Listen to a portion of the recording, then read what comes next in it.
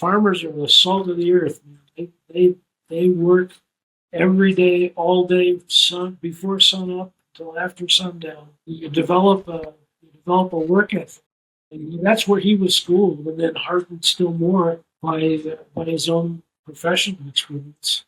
He worked for a while with Evinrude when he was right out of school, and only Evinrude once was quoted.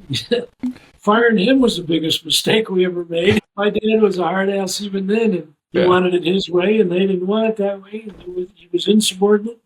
They fired him. Welcome to Power Boat Talk, the podcast where we talk everything performance boats with your host, Joe Rode.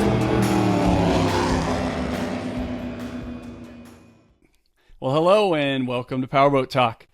So today I'm really honored to have one of the absolute icons in the marine industry, Mr. Fred Kiekhaefer, who was with Mercury Racing for 22 years. His dad, Carl, started Mercury Marine. Just really an interesting story and just amazing all the things that he's done and responsible for in this industry. So I'm really feel privileged to be able to get Fred on the call today. So thank you very much, Fred. I really appreciate you taking the time. My pleasure, Joe. So after your run at Mercury Racing, you, I guess, retired from Mercury Racing and you started a design and engineering firm called and consulting firm called K.Lab Design Works. And I guess that's what takes up your time these days. So I'd kind of like to catch up and see, what that's about and how you're doing with that and what's new and exciting there. Well, with every exciting success, every once in a while you trip over circumstances that are less than successful. And K.Lab, I set up initially to develop a propulsion system in a part of the marketplace where no one was playing. So I came up with the concept of a variable pitch surface drive to work with performance diesels for the recreational and military markets. And as that project went along, I had to relearn a lot of things that I'd long since forgotten in my executive roles. But I taught myself CAD. I bought a seat with SolidWorks, and instead of doing their exercises, I did my own parts while I was learning it. And initially, I sketched out what I viewed would be a viable concept, and literally pencils and paper as you brainstorm and try to articulate a design direction before you get serious about actually making parts to fit together. And it's every step of the process. Anybody that's ever been in an enterprise knows you've got to know what you're going to make. You've got to define your marketplace. You've got to think about how you would execute and fill a void where nobody's playing or where few are playing or where you have a creative advantage over the existing market. And then you find vendors and procure parts and assemble things and put together parts lists and just on and on. The tedium of doing it as a single shingle was probably my biggest challenge, because I spent 50 years of my life with support, and I found myself as a single shingle, relying on some of my old contacts and some of my old vendors, but still it becomes a serial process rather than a parallel process, and it ate up a lot of time. Now, I came up with a design concept that was pretty fun and very interesting and quite possibly a successful product.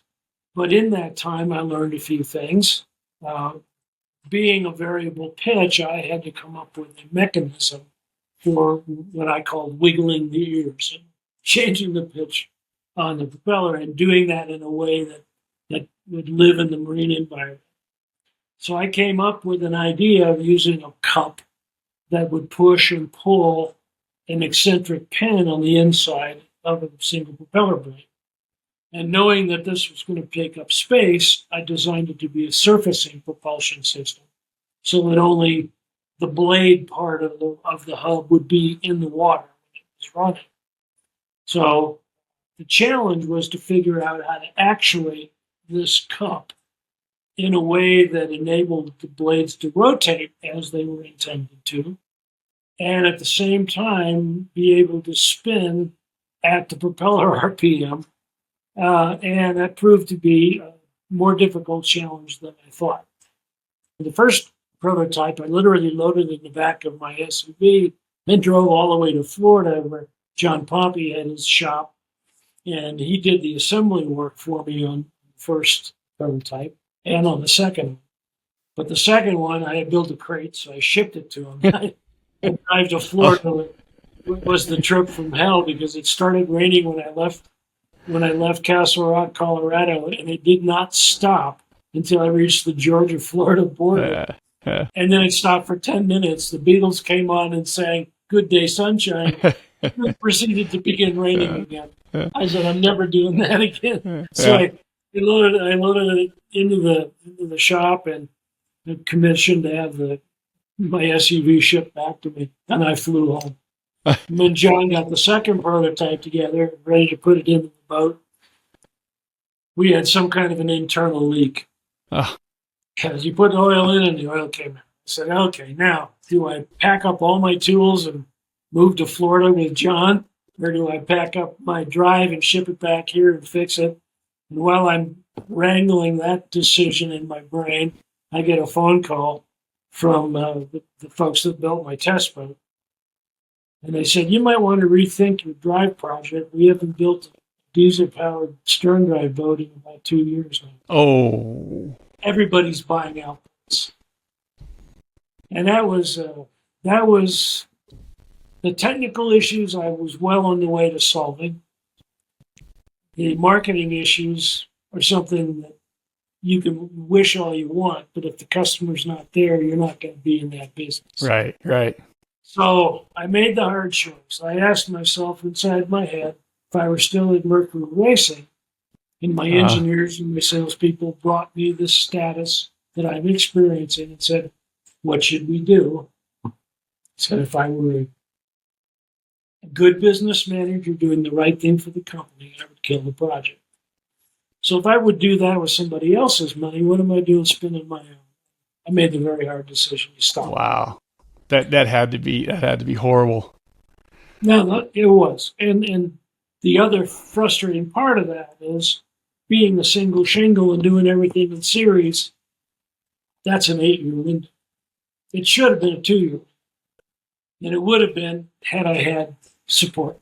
Correct. Yeah. And as an 8-year window, it just left you thinking, how do you want to spend the rest of your life? And why would you continue to do something that was an uphill battle? Now, that would have just been the prototype piece. Then you have to do the production tooling. You have to do the manufacturing facility. You have to do the marketing outlet. My thought was I could probably sell a successful concept to someone else, like a Mercury, and continue and have a nice second edition of marine propulsion and the third edition. I was wondering if that was kind of the end game was for you just to try to sell it. Was to find a way to market it successfully without having to recreate infrastructure that already existed. Yeah. And, I had a good opportunity with my first company to market successful products, and Mercury was the winner in that lottery because I ended up selling to them. But I had 3 others that I had approached, 2 of which expressed interest, 1 of which expressed serious interest. And Brunswick and Mercury were more thorough in their responses to me. And I just felt more comfortable also not having to speak a foreign language to talk to people. Gotcha. So there was, plus we were in the same town. Yeah. My facility, which is now Mercury Racing, but my Aeromarine facility was on what we call the ledge above the Niagara Escarpment in Fond du Lac. And main plant was on Highway 41 in Fond du Lac. So we were 10 minutes apart. I mean, obviously that drive is that was an aggressive project for anybody. But kudos to you. I mean, you went back and actually like I got to do the CAD myself and learn this stuff. And man, Well, that's admirable. part was when I got everything assembled on that first prototype. I dry labbed it on the bench, cycled the trim, cycled the hydraulic steering, put an input shaft, spun the output shaft. All that stuff was working, and surprisingly, with straight cut gears, was unbelievably quiet. Oh, Now it didn't go anywhere, but it didn't make any noise. Not going anywhere. So yeah. there was frustration at the same time. There was some joy. Plus, it kept me out of the bars. Oh, that's funny. Well, that's a great story. That's cool to hear. So, I mentioned in the intro, your dad started Mercury Marine, and maybe you could just go back and just kind of give us a quick synopsis of how that happened, and then we can get into your career with Mercury. Yeah, it's a fascinating story, and one with a lot of detail. In fact, so much detail that Jeff Rodingen made an entire book out of it called Iron Fist. And that really gets the lion's share of the detail hammered out. But the Cliff Notes version, my dad he was raised on a farm in Wisconsin, very handy with his hands as a youth, fixing tractors and combines and all the things that they had to do to harvest. And but he didn't like being on the farm. He wanted to be in the business, but he had learned that there was a need for magnetic clutches and separators to pull the barbed wire out of cattle feed, and so he wanted to go into that business. He had studied electrical engineering, and decided he wanted to do that. His father mortgaged the farm to buy a failed factory that my father could then start making clutches and separators. Just happened that was the factory that had made outboard motors, Thor outboard motors, Montgomery Ward, the Sea King, I think. Oh, wow. So it was, and they had all been rejected. So he had all this inventory sitting all over this factory he had just bought. And to raise working capital, he said, if I can get these things to run, would you take them off my hands and give me some working capital? Oh, interesting. And that's how he got started. Oh, He interesting. shipped them off. They ran. They ordered more. And quite by accident, he was in the outboard motor business. So it was an interesting set of circumstances. And when I look at it on a timeline, especially having just finished 8 years of making something that didn't work, my father had bought that factory in 1939 and started Kiekhaefer Corporation in 1947. No, not even 47. That's when I was. In 1944, I believe, might have been 45, the federal government, because of the war, made non-essential use of aluminum was forbidden. He put them out of business overnight. It was a new business. So he was tenacious and started rattling all the doors he could to become a contractor for the war effort. And he always told the story. He was sitting in a room trying to figure out how to make tail wheels for airplanes as a subcontractor to another business that was in that. And he was overhearing the phone conversation and asking about engines. So I know how to make engines. So he just took notes about and this guy was one of these folks that talks, what's your name again? General. So he's writing down all these contact notes, and he called the guy up on a cold call, and he was one of several contractors that were given the opportunity to present a prototype for target drone engines for the World War II effort, and also to do pump engines and all that. So, but by the time other people responded to the quote, he built prototypes of that balloon.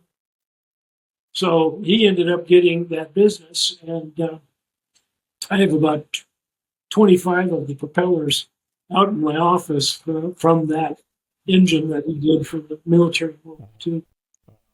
And then after the war, when that was thankfully wound down in our favor, the recreational industry exploded because everybody was ready to go out and cut loose. Yeah, having some fun, yeah. So his engine business took off, and that was the beginning of Mercury. It started out as Thor, which is one of those Greek gods, and Thor. Let's call it Mercury. There's another one, right? Oh, okay. There you go. So that's how Mercury was chosen as a brand. Of course, he didn't realize that Mercury was actually the god of the soul departing the dead body. I don't think he ever knew that. So that's where Mercury started. Gotcha. And then I think it was like 1961, I think, Brunswick came along and bought him out. Well, yeah, I have a theory about that whole thing. He had a couple of minority shareholders. Okay. Very small shareholders, but important and influential and very talented, I must say. I knew one of them quite well. And my dad spent a lot of time and energy in the mid-50s with stock car racing. Quite successful. Took 2 consecutive NASCAR, what's now NASCAR, championships, and spent an awful lot of money. And I think he always claimed that he did that to get a quick education on 4-strokes before he launched Mercruiser. No, makes sense. I think he launched Mercruiser in a response to the need to counter what Volvo did. And there's a whole story in there on intellectual property theft that's detailed well in the Iron Fist book. But at any rate, I think he spent an awful lot of money in racing and then didn't have the funding necessary to compete and develop. Gotcha. So he looked at Brunswick as among several other companies, but Brunswick was the one that he thought would have the ability to finance the development of the Mercruiser drive. And it would also give him the opportunity to allow his minority shareholder to cash out. Because gotcha. He was a tough taskmaster and difficult to work with or work for. And I think the minority shareholder kind of pushed him to either go public or sell. And if he went public, my father, being a farmer at heart, felt insecure dealing with the street.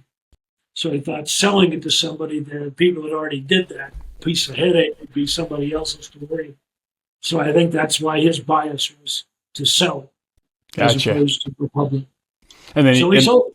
Yeah, and he stayed there for a while with them, right? He was there from 61 until 1970.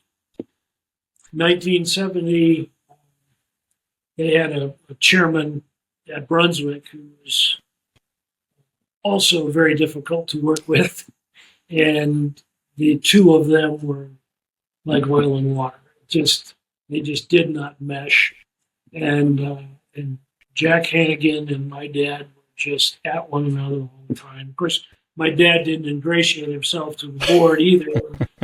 They talked about, we need to find ways to make more money, and my dad would come out with very sensitive kinds of responses like bomb them or burn them and we'd automatically be in the black. Yeah, it makes a lot of friends from your peers and the business. But they finally had enough of him, and they tried to kick him upstairs into just a board role without active management. They wanted to make Charlie Strang the president, and that kind of backfired on him because Charlie had a deep loyalty to my father, and he wasn't about to be part of that. And so he ended up quitting. My dad ended up quitting, and they struggled to figure out how to replace him. Charlie had a non-compete, so he worked for a while just doing odds and ends, and then ultimately became the president of Outboard Marine Corporation, Johnson and Evan. So they really screwed up a high-performing team. Charlie, I had very high respect for him. I worked with him several times during my career and development. But a first-class guy and very, very smart. Mm-hmm. So I just felt terrible. I have to say, though, that part of the reason I ended up ignoring all of that stuff and selling my company to the same company was because there was one fellow in Brunswick that attempted to patch things up with my dad, and that was Jack Reichert, who was several chairmans later, was the chairman of Brunswick. And I think because I had respect for Jack Reichert, I was willing to become part of the company. I knew there were a lot of things that I knew that I would never talk about because they would serve no purpose other than to create a problem. So I kind of zipped my mouth shut and became a hired gun. So then your dad quit. He started Kiekhaefer Marine at some point. Well, he really reactivated a company that had been dormant since World War II. Aeromarine. Oh, Aeromarine. I'm sorry. Was the Kiekhaefer Aeromarine Motors was the company that he used during the war effort or shortly after the war effort. And then, because I think it was still Kiekhaefer Corporation, branding attached to it at the time. But he reactivated that, and because he had non-competes in the marine engine business, he really didn't want to play in that sandbox. So we decided to go to the one place where he had technical ability but didn't have non-compete, and that was in snowmobile engines, which were taken off like a rocket in the late 60s and early 70s. So, and I was fresh out of engineering school. I had done my undergrad and come back to engineering grad school right after actually commingling. My senior year as an undergrad was my first year in engineering grad school because I worked a program between Ripon College and the University of Wisconsin. So I was able to get a master's and a BA degree in 5 years. I get that wrapped up kind of quick. And then began to design snowmobile engines and exhaust systems for my father at Carl Marine. So that was a lot of fun. We did a 800cc snowmobile engine, air cooled, that ran about 120 horsepower, and we took several USSA snowmobile open class championships with those engines. A couple of crazy Canadians and a Polaris chassis car engine, and they just went out and ripped everybody a snowball. Yeah. I never heard the snowmobile thing. And then the fun part there, for me at least, I had when my dad was still at Mercury, I worked summers in the engineering department, and I was one of the designers of the first Mercury snowmobile engine, what came to be known as the lead sled because they were so heavy. Again, it's know your market. Cornfields in Fond du Lac with 2 inches of snow are very, very different than mountain passes in Colorado with 2 feet of snow. Yeah. And the Mercury sleds, if you got them anything deep, they were just terrible. But I did do the design work on those engines using a lot of internal components from outboards. And so there's a lot of compromise. I wasn't real happy with that. When I went to work for my dad at Aeromarine Motors, I had a clean sheet. And he had brought in a fellow by the name of Hermann Meyer, who was a German with extensive loop charging 2-stroke experience. And he became my mentor designing the actual combustion and airflow through the engine. I learned a lot from him, had a lot of fun with that. And that first output was that series of engines. And we had a recreational version of it, the 2-cylinder. So mostly the Bolins at FMC, and then that collapsed when they got a new chairman that killed their snowmobile business. And there went a customer.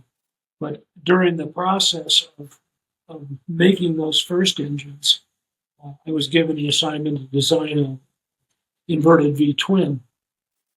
And my dad was really hung on the inverted Vs because he had done that with the target drone engines and found that they had a characteristic that was much better than many 2-strokes.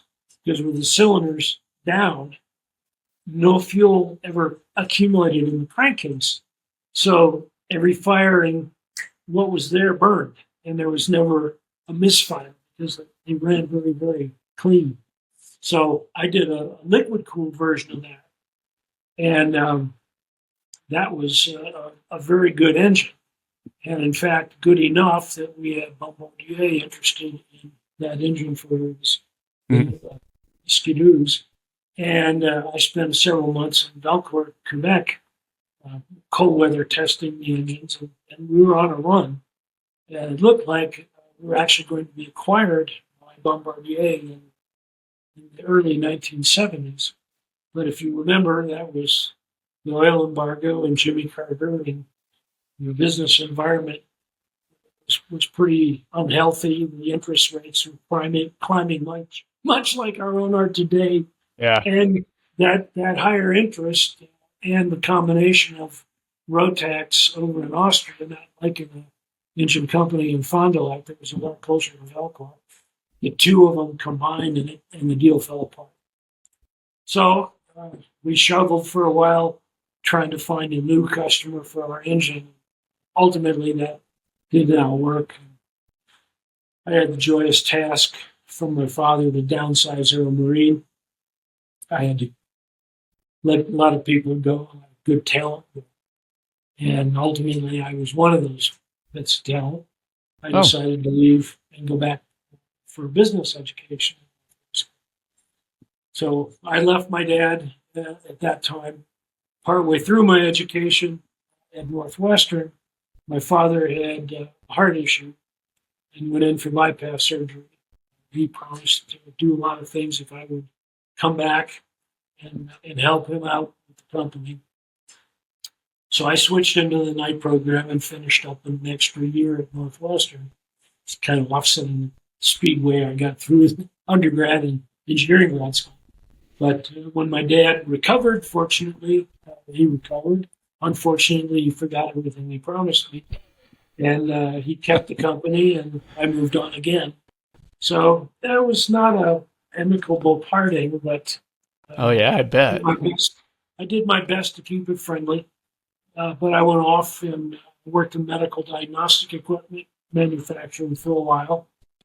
And then I ended up leaving there to go to Pricewaterhouse as a manufacturing systems consultant, working with them for several years, and had worked in Boston and had worked over in Europe a little bit, came back to Chicago, to the Chicago office, and was 2 weeks into that assignment with them, and my father died. So I got a call from one of his directors, the guy that had been in Minority Shareholder with him at Mercury way back, and he said, if you want to have this, I know you've always wanted to be an entrepreneur, I know you always wanted to participate in this business, and if you still want to do that, move quickly. So I did, and I talked to the trustees of my father's estate, told them my interest, and they forced a couple of minority shareholders on me, who were my father's close people, and he wanted them to be part of the business. And so I ended up figuring half of something good is better than zero of nothing. And so I accepted that arrangement and worked with them for a while, and I dropped the name Motors off the end of it. We became first Kiekhaefer Acquisition Corporation. That was just to get everything done, and then we changed our name to Kiekhaefer Aeromarine Inc. without the Motors part. So a little sleight of hand to keep our existing customers. Sure. One of which was Outward Marine and Charlie Strang. Oh, interesting. We made all of the gear cases for the larger V6 and V8 outboards, plus the Cobra stern. Oh, you did? I didn't know that. Yeah.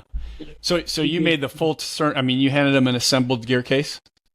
Or just the case? Well, yeah, okay. No, a fully machined gear case. Okay, the cases. Okay, gotcha. They had planned to bring a transfer line in to do all of this stuff, and their lead times kept getting punched out farther and farther and farther. So They asked us if we would develop something to machine them in the interim because they had production that they wanted to get out the door. So they were willing to pay us to develop a way to make those cases. And then our quality was so good that we kept what was supposed to be a 6-month project turned into about a 2.5-year project. And I credit Charlie Strang and Upward Marine for keeping their doors open. They were a very good customer. So 1983 is when you take over for your dad. What did the company look like? I mean, because when you left, you were struggling trying to do snowmobile engines, and now. Well, while I was gone, my dad liquidated the largest percentage of his net worth of keeping the doors open. He went into racing components for Mercury drives, Mercury race drives. Okay. Did shafts and gears to make those things stronger. The engines kept getting more powerful and the drives kept breaking. So there was an opportunity. He jumped into that opportunity. And then he also made some race engines based on GM big blocks. And the Aeromarine Motors made these racing engines, which were, while I was actually there working with him, I helped design the fuel injection system to replace the Kensington that had been out there. The engines were good. They were successful on the race course. They weren't acceptable to the bank. And when I got in there, what I found was a company that was losing money. So I bought assets. I didn't buy a company. I bought the assets and started a new company. First thing I did was bring everybody together and say, look, my father had money. I've got skill and tenacity, but I don't have much money. So we gotta change how we operate right away. And I want every good idea out of every person here because I figure I got 60 days before the bank's going to put it up, and then we're all. So let's figure out what are we doing that's stupid that we need to stop. What are we not doing that we should do that would earn money for us? And where do you see opportunity that we're just not taking advantage? And I gave them 3 or 4 days to come back with ideas. And I got some really good feedback. People that were actually making the racing engines said we should stop making these racing engines because we lose money in every one of them. And I don't know how they knew that. You know, people have a sense. Mm-hmm. Sure. The people closest to the wrenches have the best ideas. Absolutely. So I had feedback from them, and I said, what do we have out there that we've committed to? Let's finish that up. Let's figure out how to get rid of any other inventory we have, and we'll stop making engines as quickly as we can. And they said, oh, by the way, we make a pretty good propeller, but we don't make enough of them. And I said, well, let's put some focus on making more propellers. So we came out with a recreational line of Cleveland props that happened to fit a sweet spot where Mercury's propellers were not doing the job. We came out with this prop, and it was picking up 4 and 5 miles an hour on pretty big, heavy boats. TRS. The first new product was the zero effort control. We had a racing control that was very, very good, but ridiculously expensive. So let's re-engineer it. Let's keep the functionality, but let's make it simpler. And let's add a cant to the lever so that we can either cant it forward if you have the room for it, or cant it aft if you have a vertical dash that was in the way of the throttle. So let's make it more flexible in application, but every bit as good as the racing control in terms of feel. And that was the birth of the zero effort control. We cleaned up the K-planes. That was another area where these were sold primarily to race boats. So the race boat goes in the water, goes to race, comes out of the water, and it gets flushed down and redone, and everything was copacetic. If you put it on a recreational boat, the damn things would corrode off the back in a month. So we went through and said, okay, let's improve the finish. Let's bond with cable, let's bond the parts together so we don't have the corrosion opportunity with a differential. Let's put on some sacrificial anodes so that if it is going to rot, It's brought away the parts that are easily replaced, and we upgraded the quality of the K-plane, which ended up becoming so good that Mercury exited the trim tab business, and we basically took over the performance world with trim tabs. Mercury they were doing tabs for the K planes.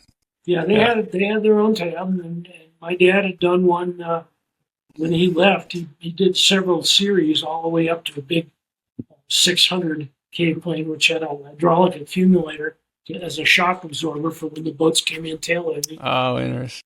They would flex rather than break, and those were pretty good. They were just a race part. So we took the smaller one, which was the 280. That's basically the square inches, the number. And the 280, we upgraded the cylinder, we upgraded the bonding, we put better paint on it, better processing before we painted them, so the paint would stick. And they were just very well received. It became the standard for any performance-oriented recreational boat as well as the race boats. So that part was our genesis, really. And we went from losing money to making money in the first 60 days, and we actually turned in a calendar year profit in the first year of business. Well, you walked in, between propellers, they go up and down depending on, where they're at in the, and obviously you guys hit a sweet spot, so they were good. But between the controls and the tabs and propellers, that was some really nice, solid product lines. And just for people who are not familiar with the term second effort on the controls, that's basically the same zero. Second effort Ron company. Oh, Fred. Yeah, there you go. So they, it's the same basic controls like what everybody's using today. It's the flush mount, top mount control that you see on just about every other recreational boat that's out. A larger recreational boat where you stand up to throttle, and so and K planes, that 280 K plane is, it's still it. There's guys making knockoff ones and billet ones, but there's nothing as durable and as good as that tab. I went over to the Genoa Boat Show one year. And I saw a trim tab on the back of one of the Italian boats, and it didn't look like it was ours, but it had our Circle K logo on the plate. And I'm scratching my head. I asked a few questions, poked around a little bit what they had done. They took one of our trim tabs and literally pushed it in the sand, took it back out and poured aluminum to make their own trim tabs because they were willing to import them from the U.S. Yeah. Oh, God. Because it was awful. But it had my damn logo on it. Just fill up that little spot of sand before you pour the aluminum. Yeah. I've worked for companies where they knock stuff off and they left the logo in it. It's like, how lazy, how ridiculous can you be? Yeah. But at any rate, it turned into a pretty good little business. And then I think about year 4, we were contacted by one of our racing customers in Europe and said, instead of making all these parts to try to make the Mercruiser 3 Speedmaster live, why don't you do your own stern drive? I said, okay, well, part of it is working capital. And so we worked it out a deal that he would fund the development of what came to be known as stern drives by Kiekhaefer, now the number 6. But when we started working on that, his job was to fund it. Our job was to engineer it. He would make money selling it in Europe, and we would make money selling it in the U.S., Central, South America, Asia Pacific. And that was our deal. So we set it up with 3 progress payments. We had to meet our milestone, and he would fund the business. Well, as we were in here, we made our first milestone. We couldn't find the guy. Oh. I don't know if whether he was an unscrupulous businessman and found himself at the bottom of the Mediterranean, or if he just got cold feet and left. But at any rate, you literally never heard from him again? Never heard from him again. And we were pretty deep in at that point. We were a third of the way through it. We were about to start our prototyping. And now what? So I went to my local banker, who had been very helpful in the startup of our business. and told them where we are, told them what happened, and said, my team would like to continue. Can we do that? Will you help us? Because we can't afford it without you. But we think there's a real market for it. And he was all in. He was all in. Did he know anything about boats? He knew my father very well. He knew me. I was personal friends with his sons, and we had just been good. And he was there at the front end of the company and funding the initial working capital. When things were real skinny, he saw the success. So we had a track record with him in the business, and he was very gracious in going along. And I still bank with National Exchange Bank and Trust. Oh my gosh! Because of the relationship. Yeah, I say that because anybody in the boating industry at that era, when we were seeing horsepowers go up and up, Speedmasters, the TRS stuff just wouldn't live. And so my recollection, it was just like years, people were like, when is somebody gonna? So that's why I said, anybody that knew you were doing that was probably like, oh my gosh, you got a home run, keep going. It's really interesting because to do the testing, that drive, when we had the prototypes, we had bought a facility in Key Largo that had a little open canal that went straight into the Atlantic. So we could literally test right out of this house. And the house had 4 bedrooms, 1 in the upper level and 3 on the main level. And the 3 on the main level, that's where I put my technicians. And I would stay in the top level with my wife when I could get her to come down. And we tested out of there. And we worked our tails off trying to accumulate, because our rule was 200 hours before we introduced the goal, 1,000 horsepower or more. We should say too, Fred, in case anybody doesn't know, we're talking about the 6 drive, the Mercury 6 drive. We're talking about what's now known as the 6 drive. But and we went through 20 transmissions, 10 engines just to accumulate 200 hours, and we were sweating bullets because Miami-Dade was getting closer and closer, and we weren't getting the hours. We got real good at pulling engines in and out, but it was a challenge. We had to make sales literature in advance of having the real product. So I had a friend of mine that had a now ex-wife, but then wife, who was a really good photographer, and we had her roped to the cleats on the test boat so she could take a picture of the drive running, close up with water spraying, because we had to be able to prove it worked, but we didn't have any kind of running prototypes. I tried to get in-water shots of the gear case going by. I had scuba gear on with an underwater camera, trying to stay at 10 feet, which if any diver knows is probably the spot where you want to pop up like a cork. And then when we finally got the video back, all you saw was mud and turbulence. I can't use that. But we were trying hard to get the marketing materials. And we had actually measured the hallway and the doorway at the Biscayne Bay Marriott to know that we could create a mobile showpiece that we could roll into the suite, because we didn't want to show it publicly. We wanted to show it invitation-only private. And that's exactly the way we played it, because we could identify who all the potential customers were. The boat companies, we knew the boat racers, we knew the people that would have an interest in being a customer. So we set it up in 45-minute increments with 15-minute break all day long, during the show, but not in the show. We had an exhibit in the show with propellers and K-planes and throttle controls and all that stuff. But where's the boss? He's at the secret location at the Marriott. And we only had one group bluff their way in, and it turned out to be Gill. That was the year they had the Gill Gorilla. They didn't think anybody was going to come out with a drive. We had a drive that was really quite appealing to that world. Gorilla missed the mark by a pretty wide margin. And we had a rule that came in: if you liked what you saw, you could order it. And we promised that it would be first come, first served in terms of order delivery. You paid 50% down within 2 weeks of leaving the show, and the balance before shipment. That was our rule. If you didn't like that rule, fine.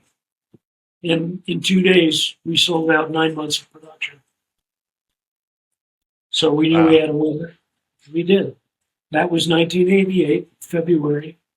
And in November of 1988, Tom Gentry's boat, the Gentry Turbo Eagle, was leased to Don Johnson, and Bill Saroy and Gus Anastasi joined him in racing it in Key West for Worlds. And we had 3 second-place finishes, which was enough to win the championship.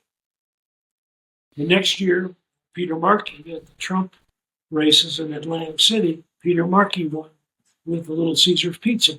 So 2 years in a row, 2 years of product had been in the market.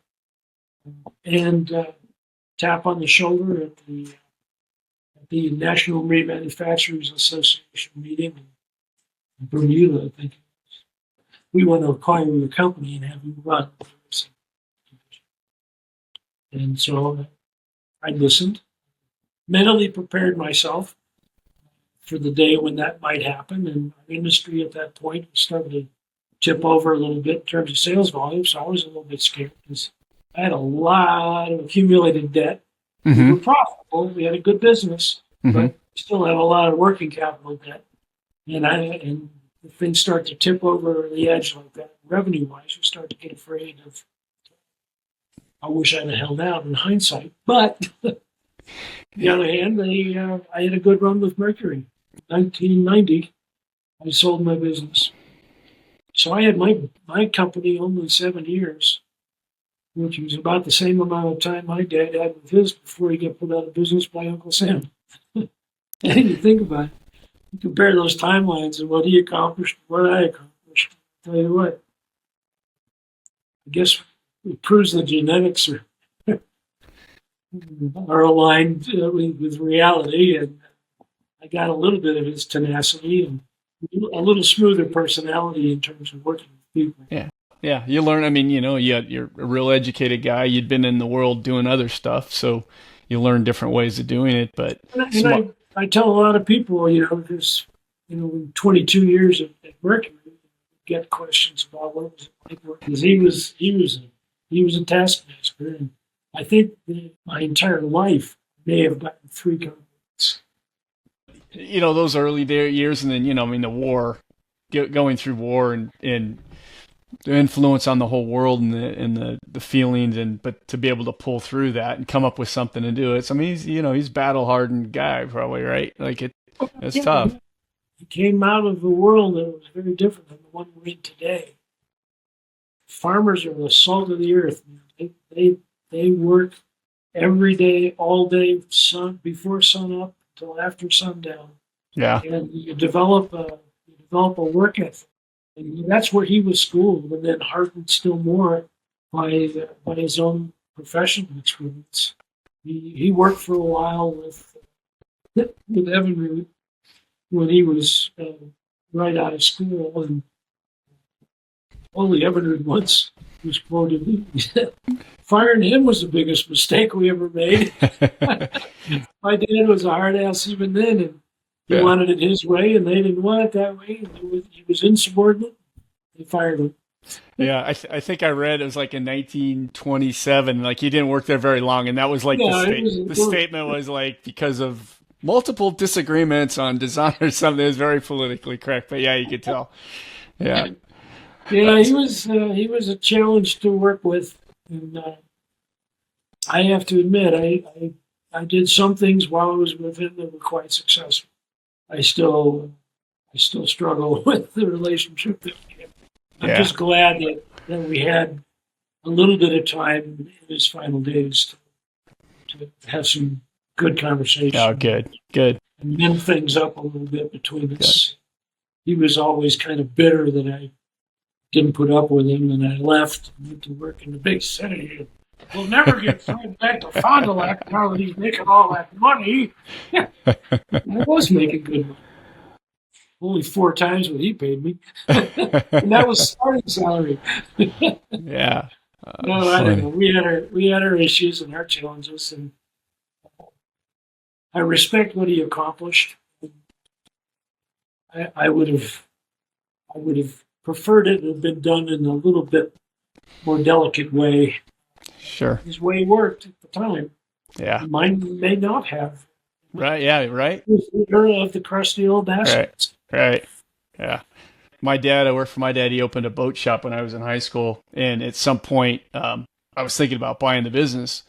And I kept thinking to myself, well, I'm way smarter. I've got an education. And if he can do it, I can do it. And then I remember one day I thought to myself, like, wait a minute. What if the way he's doing it is the right way to do it? And my educated way with different processes is not going to do it, And I really got a cold feeling like, you know what? Maybe I'm underestimating the way he's doing it really is right. So it didn't work out that I went that path. I'll never forget having those thoughts of like, you know what? Maybe so, but I have a couple of questions on the 6 drive. Do you remember who has the first one?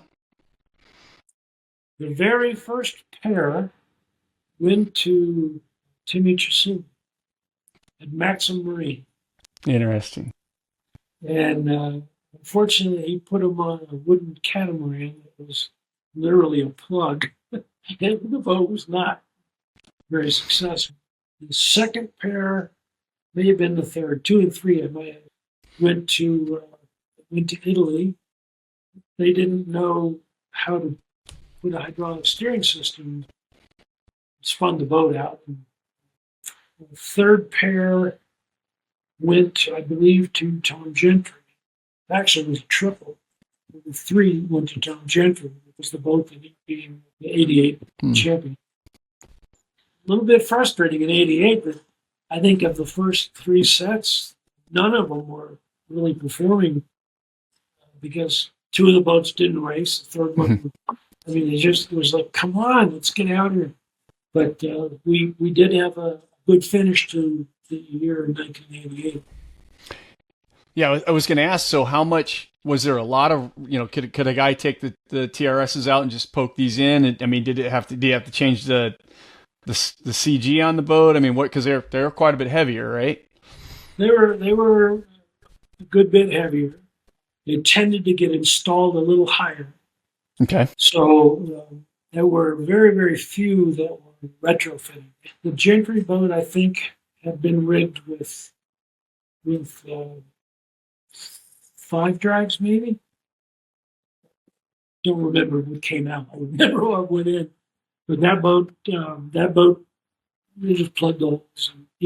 Our profile was a little bit bigger, so it was pretty easy to retrofit. Mm-hmm. And the problem we had with the Gentry boat initially was that the engines they were running were not the same engines that had been in it. They ran with the Mercury drives. So we were really concerned because the performance wasn't there. And God, maybe we did something wrong in the hydrogen.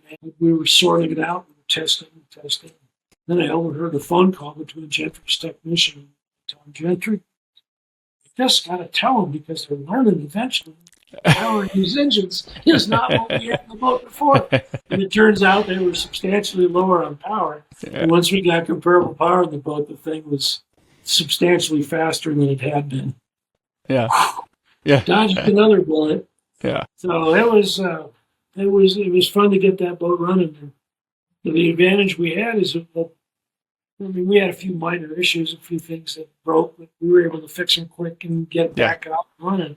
And in 3 seconds, the guy that finished first the first race didn't finish the second race. The guy that finished first in the second race didn't finish the third race, or we were so far down. And so we ended up having the points accumulation as our advantage. And as my engineer at the time, Larry Losey, may he rest in peace, Larry said, well, look at the bright side. We've got a drive that eats engines. My big challenge when I finally did agree to sell to Mercury was to have final decision authority over where the drives went, because I didn't want people that had been loyal to me when I was independent to now be disadvantaged. So I made sure that we could sell to independent engine builders. I made the choices on the boat companies we sold to. And I didn't want, the slow pay but reliable pay companies. I didn't want them to be shut off by credit because they didn't pay in 30 days. Right. So there were a lot of very, very good people with high integrity, and I wanted them to be able to continue to. So you didn't, I mean, you mentioned you had a few little problems with it coming out of the gate, but nothing, you didn't have no big chronicle, this breaking for 6 months trying to figure it out, nothing like that. It just kind of, Nothing like that. I mean, we had a situation that we never anticipated. One of the boats launched off a wave and came in kind of tail first, and what I came to name the high-speed enema, because it just broke all of the hoses off the trim cylinder, and he couldn't trim. oh, So we made a temporary deflector bracket, much like a crash pad under a dirt bike, just something to keep it from sure. breaking the crankcase on the engine. Well, this was to protect the hoses. That worked out pretty well. And then we redesigned the cylinder to integrate that into the cylinder. So Gotcha. that was one of them. We had one of the housings had a stress riser. We were able to beef that up. For the follow-on races, we did it by welding braces into the casting and shipping the casting, swapping it out. If anybody had been paying attention, we were up most of the night on most nights after the race, swapping out parts and getting everything back up to run. But I was right there with the technicians working alongside them, just pushing the replacement drive across the sand on the wheeled cart. You do what you got to do when you got that kind of public exposure. And we got it done. We got a good result. 89 races, all that stuff was fixed. Nothing was breaking. Yeah. I mean, it's just an amazing piece of technology. If you think back in the performance industry, it has to be one of the top, 5 products that ever came along. And for a small company to dive in what you did, I mean, I can't imagine how nervous, because you're handing this product and you design this product to be out and just to go out and be abused by these guys, right? So you just had to be on your seat of your chair for a while, hoping you had it all figured out. The thing that I've always been successful in doing is identifying talent and recruiting it and putting it to work on projects. I made earlier reference to my friend Larry Mosey. Larry had worked at Mercury. He was one of the designers of the very first one cruisers. And Larry then went to work for my father at Aeromarine Motors. And he and my dad had an out. And he went to work for BMW in Munich, designing their drive systems. And then I actually was approached at one point to recommend and suggest how that business should go forward. They chose to continue in a kind of a lean fashion, and they never really got anywhere. And so when Larry Losey went to BMW to be a drive project, he was the guy that kind of brought me in there to talk to him. So when they didn't go forward, I recruited Larry to come to Aeromarine without the motors, and Larry became my drive engineer, chief engineer at Aeromarine. And he's the one that actually laid out the bulk of the sternized by Kiekhaefer, now the number 6.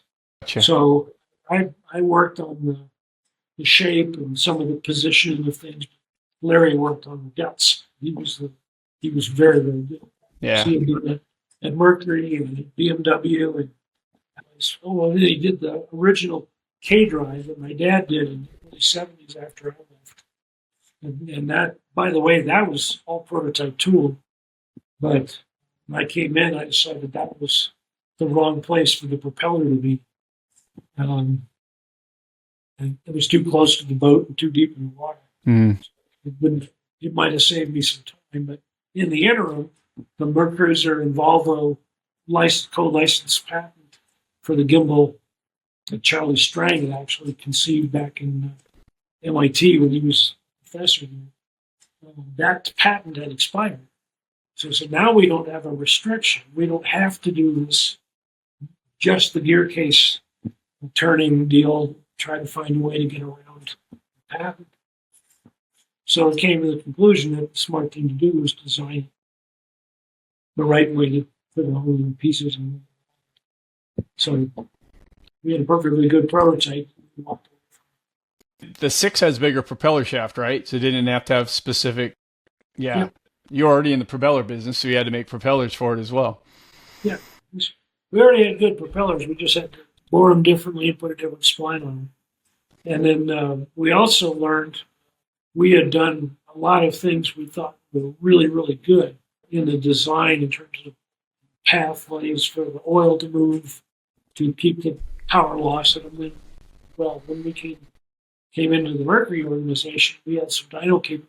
We found out we were losing some pretty substantial power through the gear train that we did not think we were going to lose, but we could measure it. That's when we decided to do the spot oiling, some call it dry sump. It's not truly a dry sump. And then, of course, Pat Weissman and those folks, they had taken stern drive by Kiekhaefer over in Europe, and they had put a dry sumping system in it and had gained quite a bit of performance. So we were kind of scratching our heads about what they had done. And I actually contacted, said, if we can show that that works and you want to become a supplier to us, we will put your system in. But I'd like you to know that independently, we are looking at revising the oil flow inside the drive. So it's going to be a competition. It's not a gift. And our system worked better than what they had done.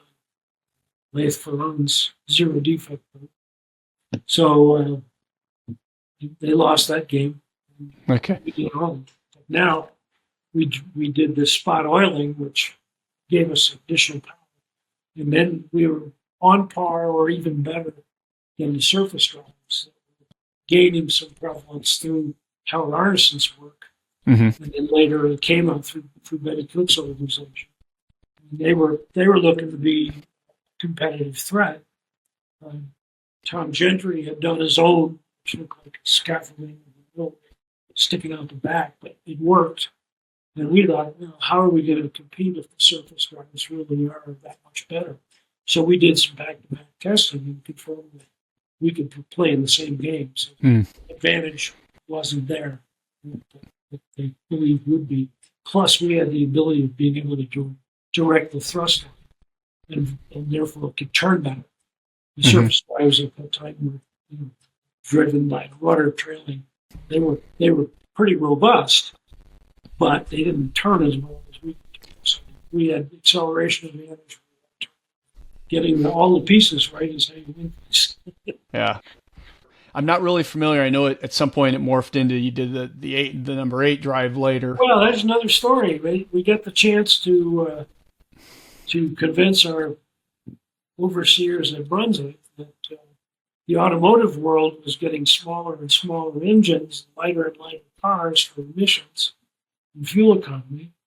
And I said, at some point in time, we're not going to be able to push boats on these things. We'll have a lot of reliability issues. We've already seen it in the big blocks. I mean, we can make 1,000 horsepower at 1,200 horsepower flying in valve train and things are breaking. And then it was not a good deal. And people were having a hard time going out for a day of boating on the recreation side and coming home without being towed.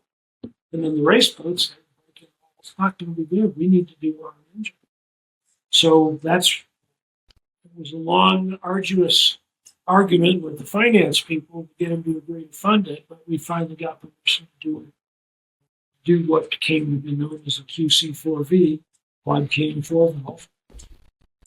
And that turned out to be a really good engine, really strong piece, but we were surprised to learn that 6-valve did not have the strength to hold up to the torque of the QC4V. Oh.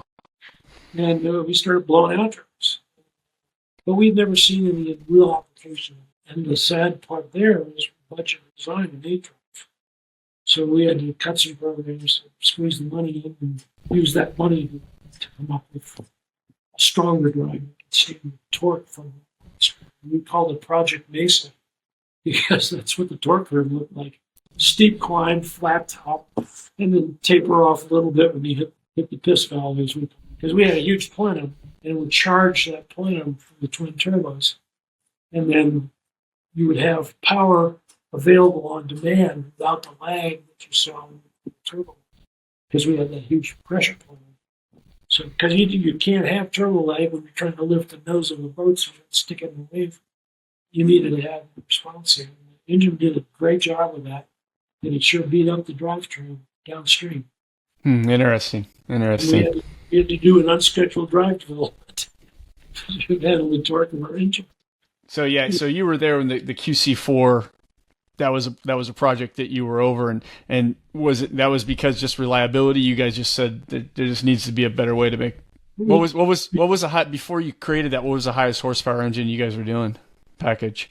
We did a 1250 based on the big block.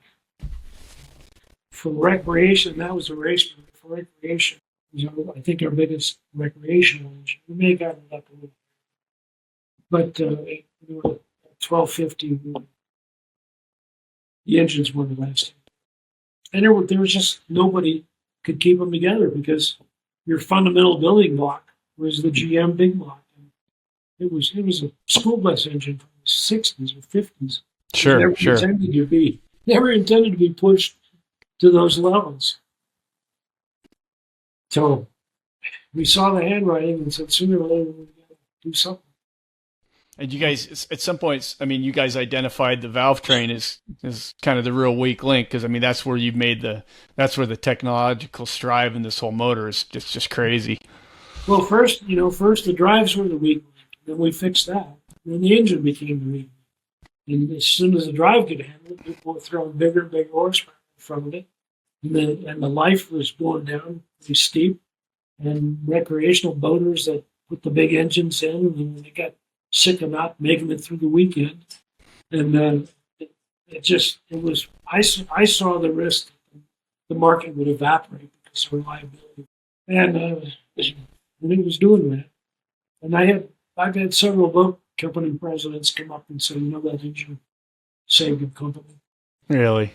Because it gave people a reason to trade in your boats for a new boat. And in that period, I mean, my hat's off. It was a hell of a struggle to get the folks, Brunswick and Mercury, to understand why we needed to do this and why we needed to spend that kind of money to develop this engine. And I went through a lot of iterations to try and get them to understand we're doing this engine. The question you have to ask is not what does it cost, but do you want to own it or do you want to buy it later? Because we're doing this engine. And I had laid out alternative scenarios of a factory where we reduced their headcount by bringing them on my payroll. I had an outside company willing to put all of the HR pieces together for me. I had a company willing to bring us in at government expense to build this engine in a disintegrating NASCAR factory down in the Carolinas, and they must have thought I was bluffing until I wasn't, because I just said, "What, I'm going to do this." Well, this woman, why don't you sell me racing? And I'll do it myself. Well, where would you come up with the money? I said, doesn't matter. But you don't even know what it would cost. I said, it doesn't matter. It's a business. Yeah. It'll be a fair price, and I'll come up with the money. He didn't know I had already, the same banker had already agreed to fund the acquisition if I needed the money. And his son called me. He was playing golf. Oh, Fred wants? Yeah, come in. Didn't even ask how much. And that's confidence. And, maybe a little arrogance. But well, you proved it already, so. I did have my nemesis on funding. A couple of years after I had retired, he called me and said, you were right. I said, look, I know I was right. And I know you were there doing your job. I was there doing my job. We were just arguing. We didn't hate one another. We weren't fighting. Right. We were arguing. I was trying to present. You were trying to digest and use your normal practice of saying no all the time. But we're still friends. He's retired now. Yeah. And I mean, it's business. Right. Yeah. And it wasn't, he obviously believed that it was not a good financial decision, because if he had the crystal ball, he would have signed off on it in a second, so. And the other thing too is, people in their roles, they're not experts in my role. So they don't have necessarily the knowledge or understanding to make an informed financial decision because they don't really understand how much puff you've built into the program. And even on other programs, I used to say, look, they always want to zero base everything, every budget cycle. Everybody wants to have this reduction in headcount. Look, with a proven track record, there ought to be at least 30% of this. That's just a gimme. Because I deliver. Yeah, and by the time I left, the number one earning business in all of Brunswick Corporation on the earnings per dollar of sales was Mercury Racing. And number two was Brunswick Commercial and Government Boat Group, which I was also in running. Told not to spend too much time with them because we're doing too well at Mercury Racing. But I had 4 different businesses reporting to me at the time. Yeah. And one of them was commercial government boats, as well as commercial and government engines and the high performance engines. I had another group, which was Mototron, which was electronics and mechatronics for controlling boats, engines, and all that kind of stuff. Mm-hmm. Jeff Ayler's actually started that. It ended up rolled into me because nobody else could manage Jeff. And Jeff and I were friends. I always loved the creative odd ducks that push the envelope in strange ways. So I got along with these guys. They always, well, give that one to Fred. Maybe he can manage it. And then I had a small group called the IRP, Innovative Runabout Project. That was a Brunswick-funded activity where we found different ways of making boating easier. Our charter was find things that will make them buy a boat from Brunswick. And then let's figure out. And we did a couple of really interesting things. That's where joystick docking started. Okay. So you're running this division, which probably when you started there was probably a very small part of their business, and then it ended up being a very major part of their business. How did you resist? They had to be trying to pump you upstairs to run the whole deal or give you more and more and more. How'd you resist staying out of that? I set that duck very, very early because it may have been either just after we closed or maybe even before we closed on the sale of Aeromarine to Brunswick. Jack Reichert said, well, how would you like to be the chairman of Brunswick? I said, that would be the absolute worst use of this money. You'd take me out of an operating role and you'd put me into a financial role. Yeah, I've got the background. Talking in the street wouldn't be my desire or the best skill. And Jack Reichert, I learned from a friend, just kind of couldn't believe I didn't want to be the chairman of Brunswick. For me, it wasn't about the money. It was doing good stuff and employing people and having a fun, profitable piece of the business. So when I said I didn't ever want to be the chairman, that closed my path to run Mercury, which I didn't want to do either.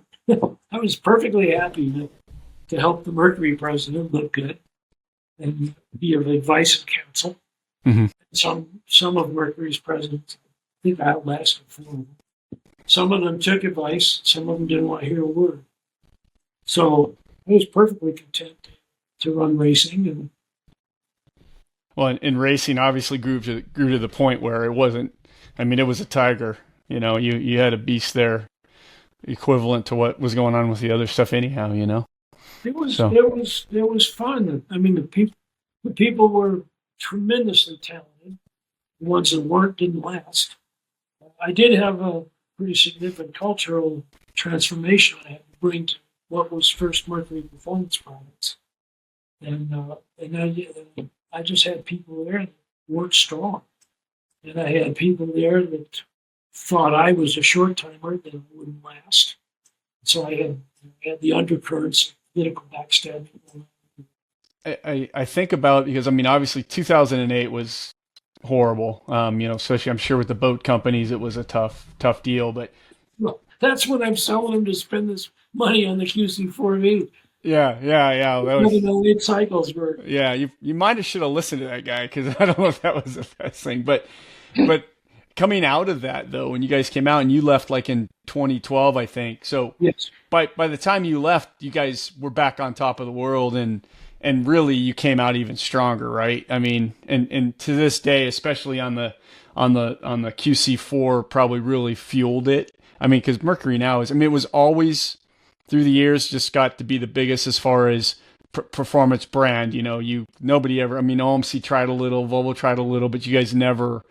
You walked away from those brands, and so when you left, I mean, you had to be just, I don't know, must have been a really good feeling just to sit on top of the pile, because it wasn't even close. It wasn't just on the stern drive side. We had Johnson and Evinrude on the outboard side. We had Yamaha. Everybody was coming after us. And quite frankly, Yamaha made significant inroads. So when you decided to walk away in 2012, I mean, I'm sure there were reasons, lifestyle reasons or whatever, but your heart had to be a tough one.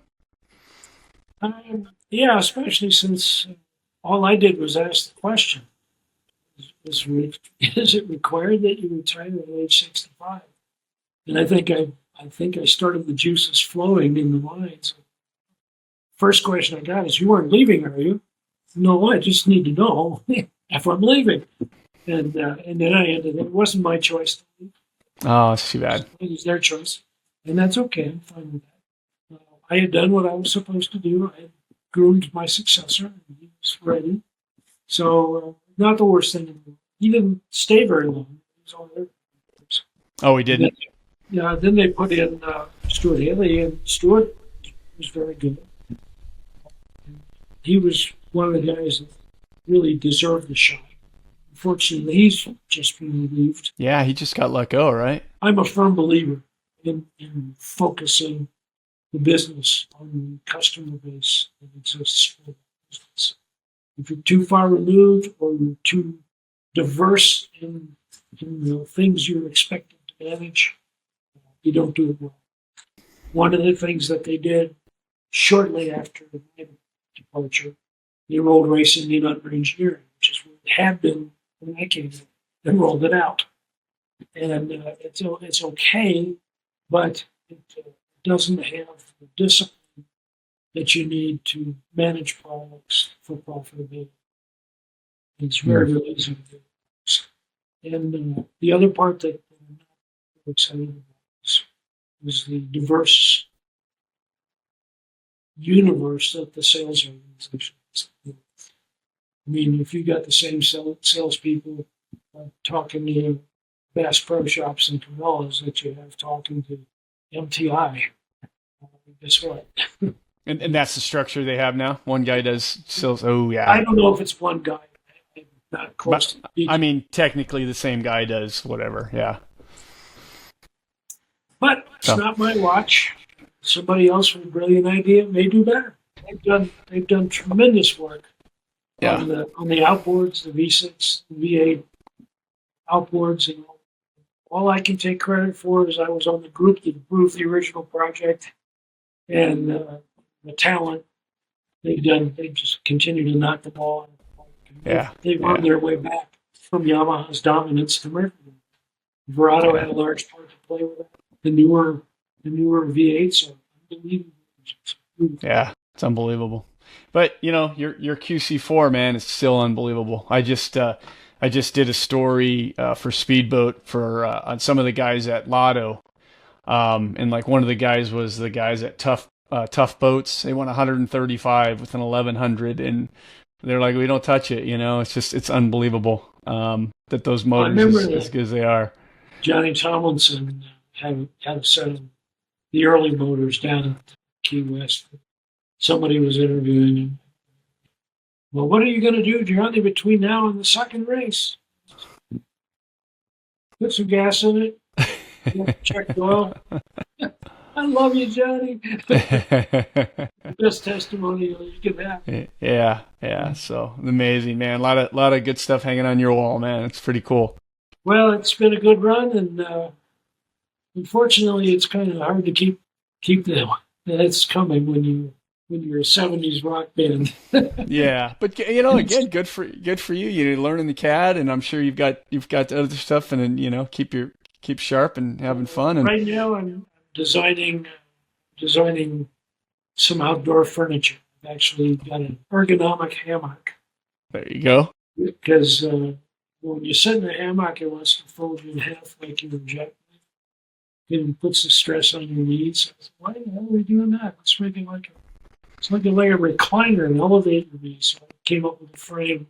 I've prototyped it, and it works very well. You can fall asleep real quick. It stops you from working. There you go. But it looks like a viable concept. I'm not sure whether we're going to take it to the next level. Prototype was expensive. I have to find some ways to tool it. It's a pretty cool piece, and everyone I've shown it to is going, I want one of those. Yeah. It's not at $2,000, you know. Hey, you know what? There's some guys that are going to be just as happy with that as a quad cam, motor. So, well, you can always build it into the boat. There you go.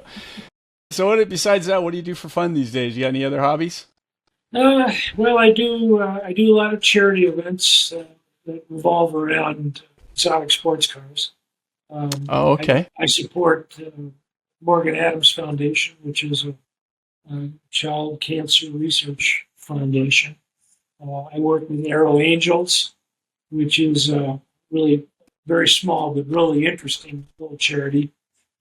Private jet owners donate their aircraft. Jet pilots donate their time. And a group of us that have exotic cars do fundraising to cover the cost of fuel and landing fees and all that sort of thing, maintenance fees. And then they will take a child that has a serious medical issue and has all kinds of support equipment, and they will fly them free of charge to children's and women's in Boston from wherever they are, there and back, no charge to the family. That's a pretty cool. That's amazing. That's amazing. And I do some drives with Warriors Chariot, which is a friend of mine out here starting this up to deal with first responders, wounded veterans,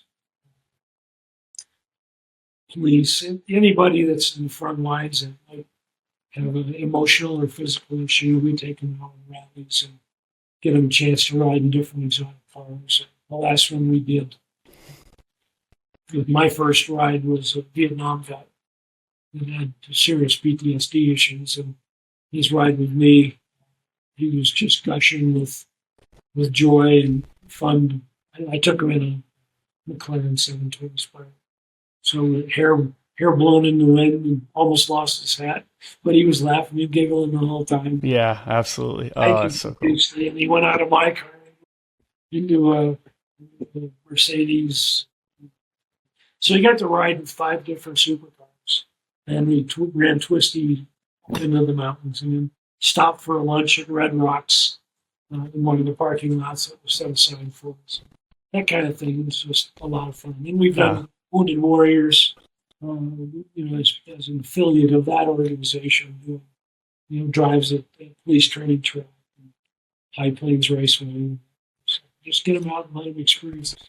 They could never afford to do that on the road, and it's just a wonderful thing. And then we'll do Make-A-Wish, kid that wants, and he'd like to see I'd like to see a Lamborghini.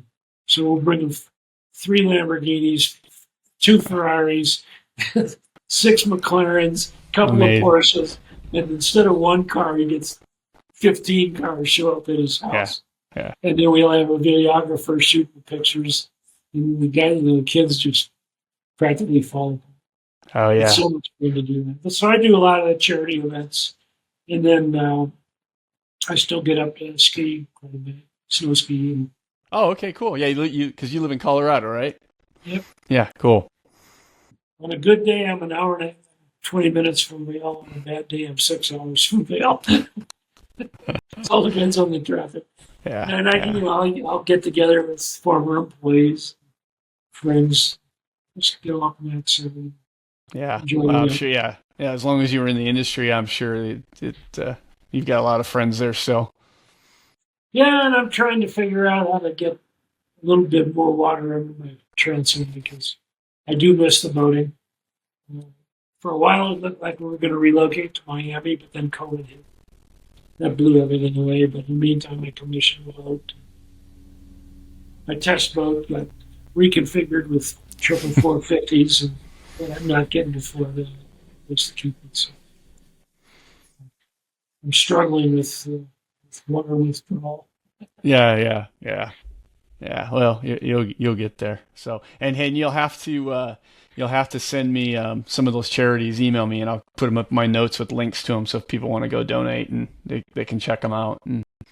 So let's see, your company is called K.Lab Design Works. So it's k-labdesignworks.com. If you guys want to check out what Fred's up to, and if you got any new stuff that you need some help on or consulting, or he's probably the guy. So get you over the top on that stuff. You may want to use my email.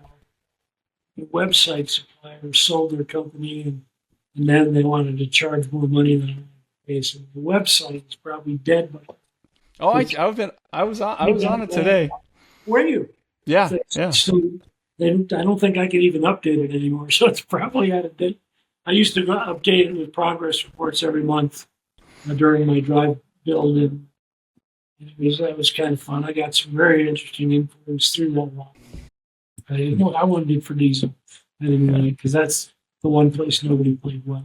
Right. Closest guy that ever got close in that world was Fabio Buzzi with the C-Tech drive and his 2-speed transmission.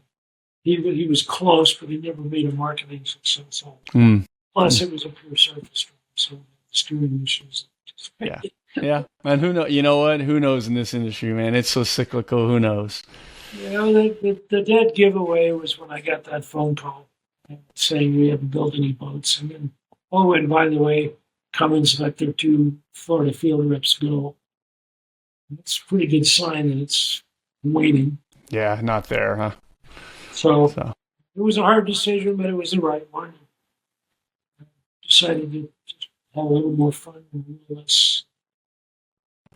The good news is I don't have a need. I did well enough that I can do what's fun and what I would have to do to survive. I spent way more money on my project than I should. But I learned good things. Yeah. My mind didn't dry up like a prune either. Yeah. I mean, just even what you did, even though you had to stop it, it's still amazing that you did it. Like you can put that thing up on the wall and show people. You can go out there and research the patent and take a look at what I did. It was pretty clever. Yeah. I think, what was it called? Was it Dolphin Drive? Was that what it was? Project Dolphin. Project Dolphin. Okay. Check that out. And I got a patent. It's rather interesting. I was a little bit concerned because some of my control algorithms,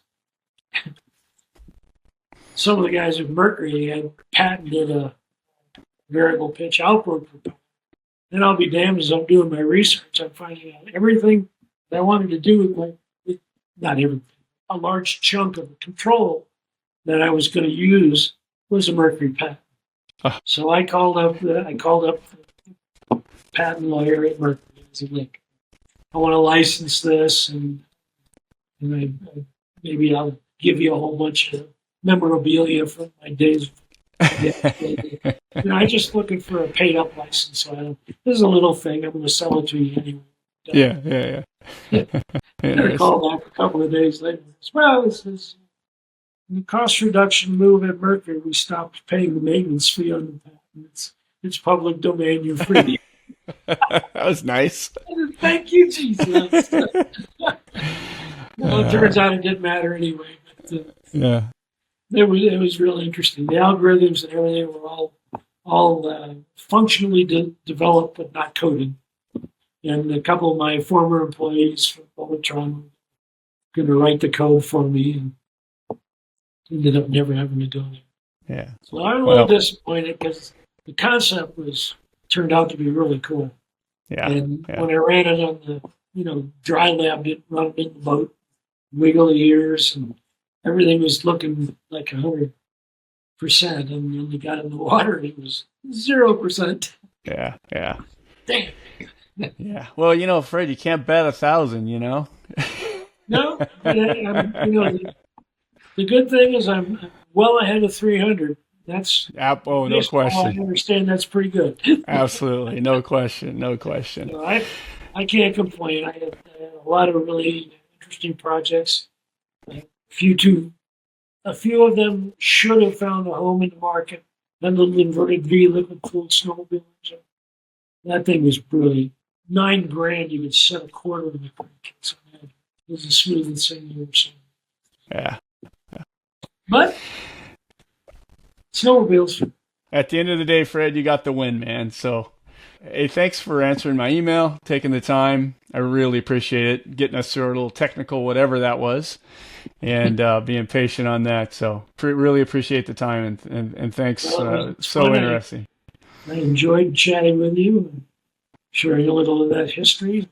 Oh, you know what? I should have told you this story earlier. I'll throw it to you really quick. So, I've been in the industry a long time, not as long as you, but a long time, and there's been guys I've crossed paths with my whole life that I've never really gotten to know them. And now there's a younger generation and they didn't even know these guys. So part of the reason I do this is I get to spend time, get to know some guys, and I get to share that with people. So there's a guy I interviewed last week. He'll be my next podcast I'm releasing next week, but newer guy in the industry, but it's pretty prevalent in the industry. He's been around now for 15 years. And I mentioned to him, I go, man, I've been having some emails with, Fred Kiekhaefer, and he's like, oh yeah, who's that? And I'm like, seriously? And he's like, yeah. He goes, so I mean, that's, it's just people don't know. So yeah, there's gonna be a lot of people that are gonna really be interested in hearing all this. So that's awesome. Well, it's reach a stage where you realize your talents are applied in a different area, and that is helping the new people that are on their way up the learning curve. If you can share wisdom, if you can share encouragement, that's what you do at my stage in life. Because, I can still do something, but I'd rather spend the time and energy helping other people progress. The joys that I've had has been helping others get better. Because if you can leverage yourself and help talented people become even more talented, there is no greater gift. Yeah. If you've got good people, kind people, and helpful people that are not so caught in their own ego, striving and backstabbing, the ethics above all, you got to have ethical people. There is no room for a temporary integrity. You only give that up once. Right. Who wants to hang around first? Right. I'd rather have talented friends than incompetent, unethical associates. Absolutely. Well, and congrats on the charity work, because at the end of the day, that's what it's all about. So thank you for doing that, and congrats with it, and thanks for sharing. I get tremendous joy out of lighting up somebody's day. All righty. Well, hey, I'm gonna let you go. I kept you for a long time. Sorry about that. Thank you very much. You can edit the living daylights out of this. Thanks again, Fred, and you take care. All right. Bye. All righty. Thank you for listening to Powerboat Talk. If you like what you've heard, please head over to Apple Podcasts and give us a 5-star review. For more Powerboat Talk, follow us on Facebook or Instagram, or visit our website at powerboattalk.com.